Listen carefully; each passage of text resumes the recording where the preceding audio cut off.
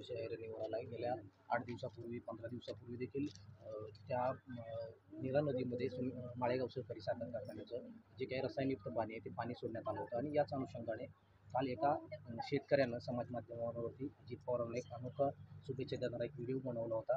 मात्र सातत्यानं तुम्ही असाल, अजित पवार असतील, पवारसाहेब असतील यांनी आश्वासनं देऊन देखील हा मुद्दा त्या ठिकाणी प्रलंबित आहे. शेतकऱ्यांचं जे उत्पन्न आहे, एकरी उत्पन्न हे घटत चाललंय.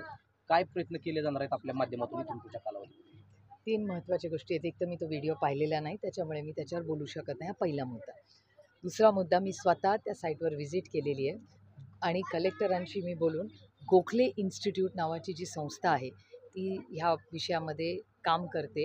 गोखले इन्स्टिट्यूटचे लोक इथे येऊन गेलेत आणि वॉटर टेस्टिंगचं जे काम महाराष्ट्र सरकार करतं त्यांच्या थ्रू वॉटर टेस्टिंगचे सॅम्पल्सही घेतलेले आहेत. आणि त्याचबरोबर मी माळेगाव साखर कारखान्याच्या MDंनाही भेटून आलेले आहे. आणि त्यानंतर महाराष्ट्र आपलं बारामतीमध्येच ह्या देशातलं सगळ्यात चांगलं कृषी विज्ञान केंद्र आहे. तिथे आर्टिफिशियल इंटेलिजन्सच्या माध्यमातून ऊस, त्याच्यामधला आउटकम आणि त्याच्यामध्ये येणारं सगळं घाणपाणी किंवा जे काही पोल्युटेड ॲफ्लुएंट्स असतील, ज्याला आपण इंग्रजीत म्हणतो, ते सगळे पोल्युटिंग ॲफ्लुएंट्स जे असतात त्याच्यावर प्रक्रिया करून कसं त्याचं मॅनेजमेंट करता येईल त्याचं काम चाललेलं आहे. आणि तुम्हाला सगळ्यांना मीडियानेही पाहिलेलं आहे की मायक्रोसॉफ्टची मदत घेऊन मग सत्या नडाल असतील किंवा त्याचं रिट्वीट एलॉन मस्कांनीही केलेलं आहे. त्याच्यामुळे हे सगळा साखर व्यवसाय, त्याच्यात होणारा आर्टिफिशियल इंटेलिजन्सचा मोठा इम्पॅक्ट आणि ॲफ्लुएंट्स कंट्रोल किंवा त्याच्यात डायव्हर्सिफिकेशन कसं होईल आणि ते आपल्याला ते कंट्रोल करून झिरो पोल्युशन कसं करता येईल याच्यासाठी हे प्रयत्न चाललेले आहेत. आणि माळेगावची जी केस आहे ही पूर्णपणे तुम्ही म्हणताय ती रास्त आहे, ती बरोबर आहे. मी स्वतः त्याच्यात लक्ष घातलेलं आहे आणि सगळ्यांचाच हा काही राजकीय विषय नाही, हा एक महत्त्वाचा सामाजिक विषय आहे. त्याच्यामुळे त्याच्यात कुठलंही राजकारण न आणता एक सामाजिक पद्धतीने आम्ही सगळ्यांनीच एकत्र मिळून त्याच्यात लक्ष घातलेलं आहे आणि सहकार्याची भूमिका माझी तर नक्कीच राहील. आणि एकतर माझं पोस्ट ग्रॅज्युएशनच वॉटर पोल्युशनमध्ये. पुण्याजवळ जे वाडेगाव आहे, या वाडेगावमध्ये अश्लील फोटो मागितल्याच्या कार्यावरून त्या ठिकाणी गोळीबार करण्यात आला. राज्यामध्ये सातत्यानं गुन्ह्यांचं प्रमाण वाढतंय आणि अशा घटनांचं प्रमाण. एकतर महाराष्ट्रामध्ये क्राईम वाढला आहे हा केंद्र सरकारचा डेटाच सांगतो. योगायोगाने तुमच्या आणि बारामतीकरांच्या आशीर्वादाने लोकसभेमध्ये मला जी संधी आपण सगळ्यांनी दिली त्याच्यामुळे होम कमिटी जी देशाची असते त्याच्यात मला काम करायची संधी मिळाली. आणि त्या होम कमिटीचा सगळा डेटा जो येतो आहे त्या डेटामधून असं कळतं आहे की महाराष्ट्रामध्ये क्राईम वाढतो आहे. अनेक राज्य जिथे क्राईम वाढायला होता आधी, ती सगळी राज्यांमध्ये क्राईम कमी झाला आहे. पण ह्या देशामध्ये महिलांच्या विरोधात आणि जनरल क्राईम हा वाढलेला हा सातत्याने दिसतो आहे. आणि अनेक महिने मी महाराष्ट्राच्या माननीय मुख्यमंत्र्यांना विनंती करते की एक ऑल पार्टी मीटिंग बोलवा आणि ह्या सगळ्या गोष्टींची चर्चा करा. बीडमध्ये ताई सातत्यानं गेल्या काही दिवसांपासून बीडमध्ये समाज माध्यमांवरती काही व्हिडिओ व्हायरल होतात आहेत. सातत्यानं एकमेकांना मारहाणीचे व्हिडिओ व्हायरल होत आहेत. कधी संदीप क्षीरसागरांचे कार्यकर्ते असतील, कधी दसांचे कार्यकर्ते असतील. सातत्यानं हा प्रकार पुढे येतोय. धनंजय मुंडेंचे कार्यकर्ते असतील. या सगळ्या प्रकरणावरती काय भूमिका आपली असणार आहे? माझी भूमिका कन्सिस्टंट असते. मी पूर्णपणे कुठल्याही क्राईमच्या विरोधात आहे. कोणीही तो कार्यकर्ता असेल, नेता असेल, सहकारी असेल, पदाधिकारी असेल, कुठल्याही पक्षाचा असेल, झिरो टॉलरन्स अगेन्स्ट क्राईम हा पहिला मुद्दा.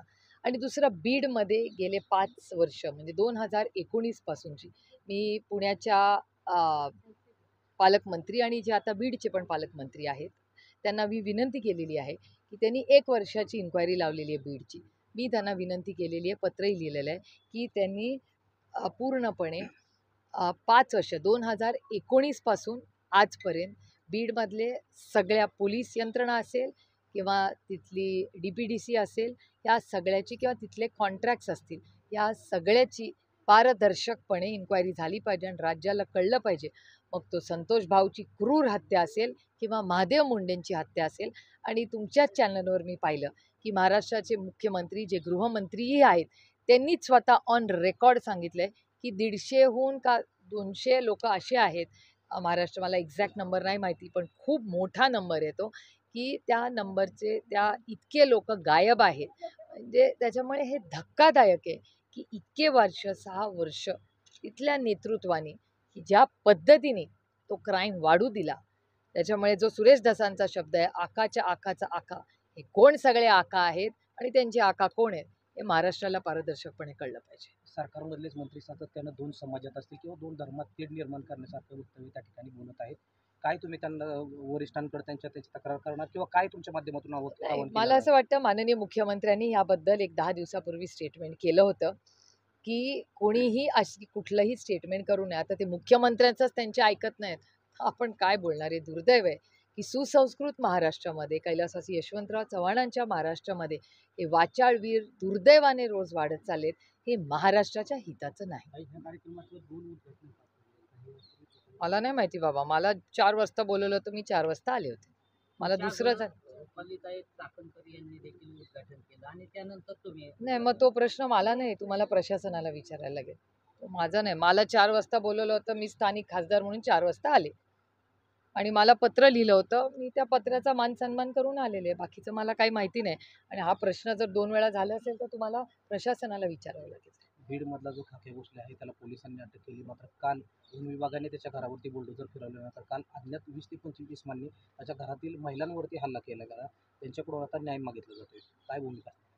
नाही, भूमिका काय, त्याच्यात भूमिकेचा विषयच नाही. हा देश कोणाच्या मनमर्जीने चालत नाही, संविधानाने चालतो. त्यामुळे बीड जिल्ह्यामध्ये हे जे 10-15 लोक आहेत ज्यांच्यामुळे बीडची इतका सुसंस्कृत आणि चांगला जिल्हा आहे बीड, या 10-15 लोकांमुळे एवढी दुर्दैवाने त्याची बदनामी झाली आहे. पण आता नवीन जे SP आलेत, कलेक्टर आलेत, त्यांच्या मी बऱ्याच वेळा माझं बोलणं त्यांच्याशी झालेलं आहे. त्याच्यामुळे ज्या पद्धतीने ते सगळे काम करतायत, माझी अपेक्षा आहे की इंग्लिश बोला फ्लुएंट, कारण सोबत आहे प्रॉमिनंट. उत्कृष्ट इंग्लिश बोलण्यासाठी आजच संपर्क करा 8600000069.